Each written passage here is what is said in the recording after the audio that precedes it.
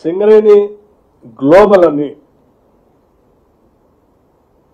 ప్రపంచంలో critical minerals లో participate చేయడానికి సింగరేణి గ్లోబల్ అని దాని ద్వారా ఒక వ్యవస్థని అవుట్ఫిట్ని ఏర్పాటు చేసుకొని ముందుకు వెళ్ళాలన్నట్టు ఆలోచిస్తూ పోతా ఉన్నాం. సరే, ఇవన్నీ సింగరేణి అభివృద్ధి కోసం, సింగరేణి వ్యాప్తి చేయడం కోసం, సింగరేణికి ఉన్నటువంటి ఎక్స్పర్టైజ్ని వాడుకొని ఈ గ్లోబలైజేషన్లో ఉన్నటువంటి క్రిటికల్ మినరల్స్ని కూడా అందుబాటులో తెచ్చుకొని ఇది ఆర్థికంగా నిలదొక్కుకోవటమే కాకుండా దేశానికి కూడా ఈ క్రిటికల్ మినరల్స్ అందించే క్రమంలో సింగరేణి పాత్ర కూడా ఉండాలనేటువంటి ఆలోచనతో ముందుకు పోతాం. ఇది ఒక భాగం అయితే, కొన్ని సంవత్సరాలుగా ప్రధాన వ్యాపకమైనటువంటి కోల్ బ్లాక్స్ సంబంధించి ఆక్షన్ జరుగుతూ ఉంటే సింగరేణి కాలనీస్ ఆక్షన్స్లో పార్టిసిపేట్ చేయకపోవటం వల్ల కూడా పెద్ద ఎత్తున నష్టం జరుగుతుంది. సింగరేణి కాలనీస్ కంపల్సరీ ఆక్షన్లో పార్టిసిపేట్ చేయాలని సింగరేణి కాలనీస్ సంబంధించినటువంటి కార్మిక సంఘాలు అందరూ కలిసి ఒక రిప్రజెంటేషన్ నాకు ఇవ్వటం జరిగింది. అట్లాగే సింగరేణికి సంబంధించిన బోర్డు కూడా వాళ్ళు తీర్మానాలు చేసుకొని దానికి సంబంధించిన సమాచారం కూడా ఇవ్వటం జరిగింది. సో ఇటు కార్మికులు ఇచ్చినటువంటి రిప్రజెంటేషన్ని, బోర్డు తీసుకున్నటువంటి నిర్ణయాన్ని రెండింటినీ కూడా అంచనా వేసి ఎందుకు అసలు కొన్ని రోజులుగా మీరు ఆప్షన్స్లో పార్టిసిపేట్ చేయట్లేదు, ఇప్పుడు ఎందుకు కావాలని కోరుతా ఉన్నారని లోతుగా అధ్యయనం చేసిన తర్వాత కొన్ని నిర్ణయాలు చేయడం జరిగింది. ఆ నిర్ణయాలన్నింటినీ కూడా చేసే ముందు ఎందుకు చేస్తున్నాం అనే అంశాన్ని కూడా మీ ద్వారా కొన్ని సంవత్సరాలుగా ఈ రాష్ట్రంలో ఒక పర్సెప్షన్ క్రియేట్ చేయబడి ఉన్నటువంటి అంశాన్ని, తద్వారా జరిగిన సింగరేణి జరుగుతున్న నష్టాన్ని కూడా మీ అందరికీ వివరించి మీ ద్వారా రాష్ట్ర ప్రజలకి, కార్మికులకు కూడా చేసిన తర్వాత ఈ నిర్ణయం చేయాలనేటువంటి ఆలోచనతో ఈరోజు ఈ ప్రెస్ మీట్ని ఏర్పాటు చేయటం జరిగింది. సింగరేణి కాలనీస్ ఆక్షన్స్లో జరిగే పాల్గొంటే వచ్చే లాభం, పాల్గొంటే వచ్చే నష్టం, ఆ పాల్గొనకపోతే వచ్చే లాభం, పాల్గొనకపోతే వచ్చే నష్టం, ఈ రెండు అంచనాలు కూడా మీ ముందు ఉంచడం కోసం వచ్చిన పవర్ పాయింట్ ప్రజెంటేషన్ కూడా తయారు చేసాం. దయచేసి దాన్ని వీక్షించవలసిందిగా, ఆ ప్రజెంటేషన్ని ఇవ్వాల్సిందిగా సిఎండి బల్లాం నాయక్ గారిని కోరుతా ఉన్నాం. Please continue.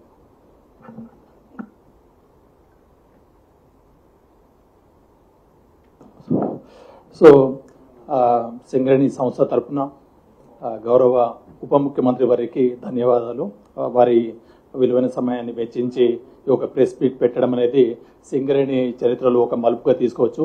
అలాగే ఈ కార్యక్రమానికి విచ్చేసిన సింగరేణి డైరెక్టర్లు, ఐఎన్టీసీ నాయకులు జనప్రసాద్ గారు, సీనియర్ అధికారులు, అలాగే ప్రింట్ అండ్ ఎలక్ట్రానిక్ మీడియా మిత్రులు అందరికీ నమస్తే.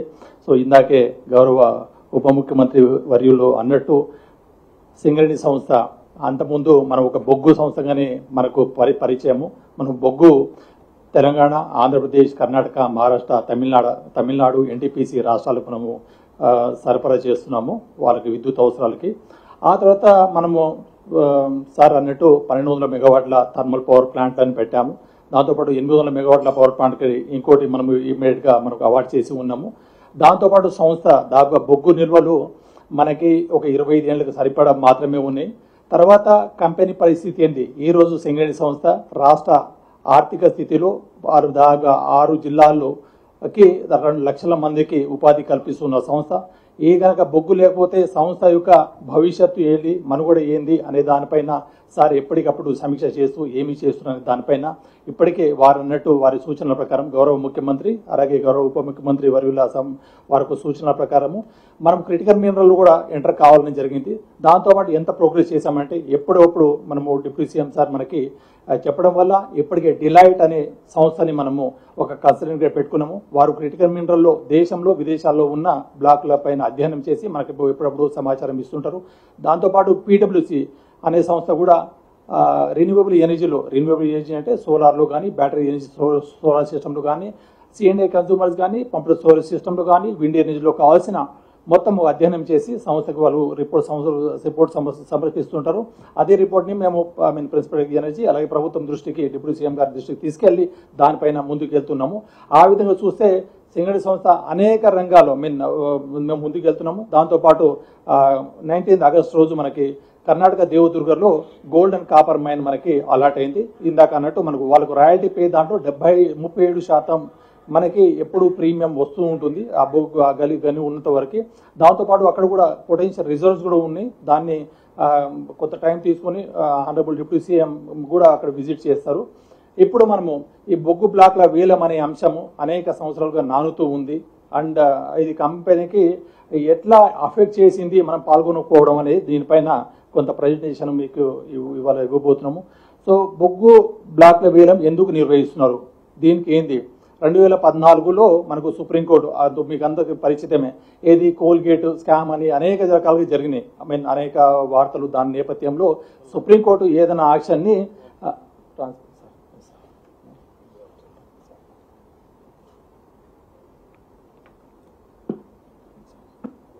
సింప్లిఫై చేసి చెప్తాం మీకు.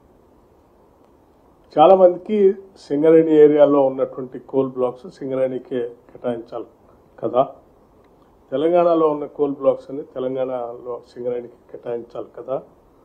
ఇది అనాదిగా మనకు వస్తున్నటువంటి ప్రాక్టీస్ కదా. ఇప్పుడు ఎందుకు సడన్గా ఆక్షన్ పెట్టి కేంద్రం ఆక్షన్ పెట్టడం ఎందుకు, రాష్ట్రం ఎందుకు పాల్గొనటం అని ఒక పర్సెప్షన్ తీసుకొని వచ్చి డిస్కషన్ జరిగింది.